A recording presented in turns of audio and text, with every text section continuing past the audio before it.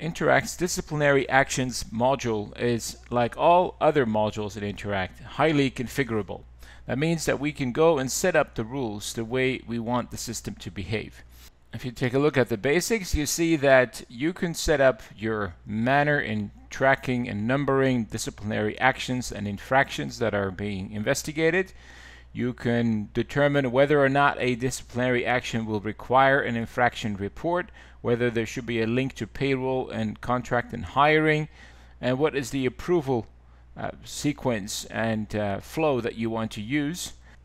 Other than that, you can set up your severity levels, meaning what code did you use and what is the description of that. You have unacceptable level, very serious, serious, moderate, and minor. And you notice here that it's color coded. I could even use an icon to represent this in some other form. We have the different infraction and violation types. So these are the typical, let's say in a particular organization, these are the main items that you're worried about, and therefore you will have these codified. It could be that there are 20 or 30 different types of infractions that you're most concerned about, and in that case you will have all those listed here. And then we also have the ability to define the types of disciplinary actions that we're going to be issuing. What I have here is verbal warnings, written warnings, suspension with pay, suspension without pay, and termination. So basically it goes from bad to worse, as you can see. And it should be clear that all of this is completely user defined. You can link that to a specific severity level. You can even, for example, here the suspension with pay is linked to a type of leave, and it shows that you're typically the policy would be that people would be suspended for 15 days. So once you have defined your framework, you can start using it. So the first thing that would happen is that you would have an infraction report, and that could be initiated by a supervisor or by a department head, whoever should be the one. What we're going to do is create a new one here on the fly. We'll make a report here about Stacy. Maybe this is being entered by somebody else, so let's say this is reported by Barbara.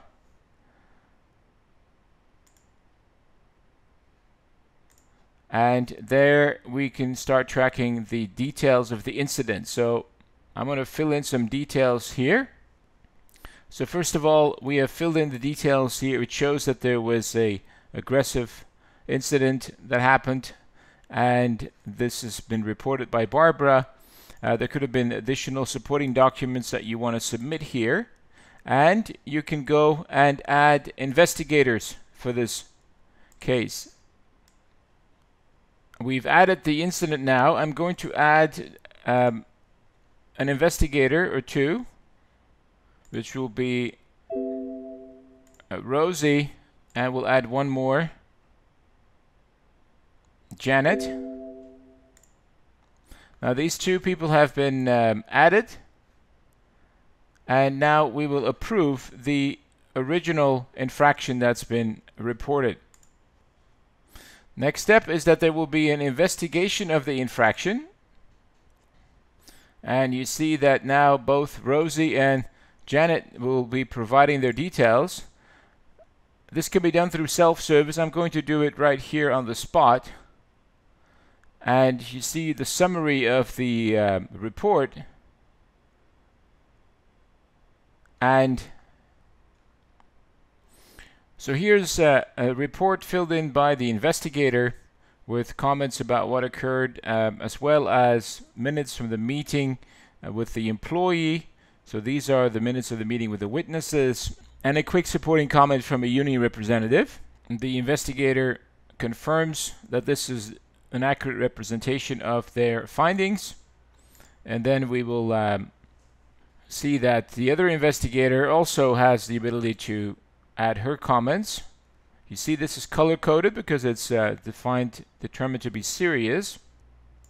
In this case, the other investigator only met with the concerned employee, did not meet with any witnesses or a union representative. and has supported the same type of disciplinary action.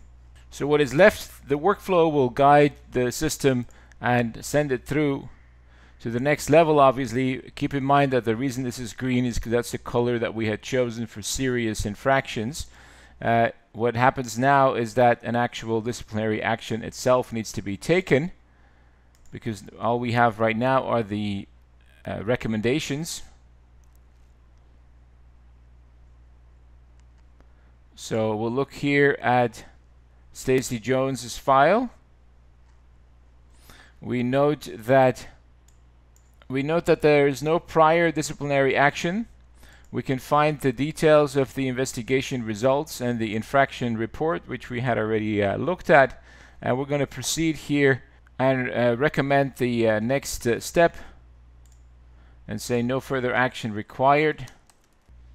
So the disciplinary action that will be taken will be a verbal warning, and the details have been filled in right here. We're going to update that and then approve it. And now the disciplinary action has been approved successfully. We will have all the details. Really what we're trying to achieve here is to make sure that through a shared platform, all individuals affected by this or involved in this process will have access to the relevant information. The infraction report was filed online. The investigation results were entered online by the two investigators. And finally, the details have been filled in also to issue the disciplinary action, which can then be approved by the right person. And everything will be on the record. If there is a need for attaching any documents, you can do so also. And of course, this will be on the record of Stacey from now on, and can be viewed by any HR person who's authorized to view this kind of information. And you can run reports on this and do whatever is required. The main thing is that we're documenting these issues carefully, so none of this information can ever get lost.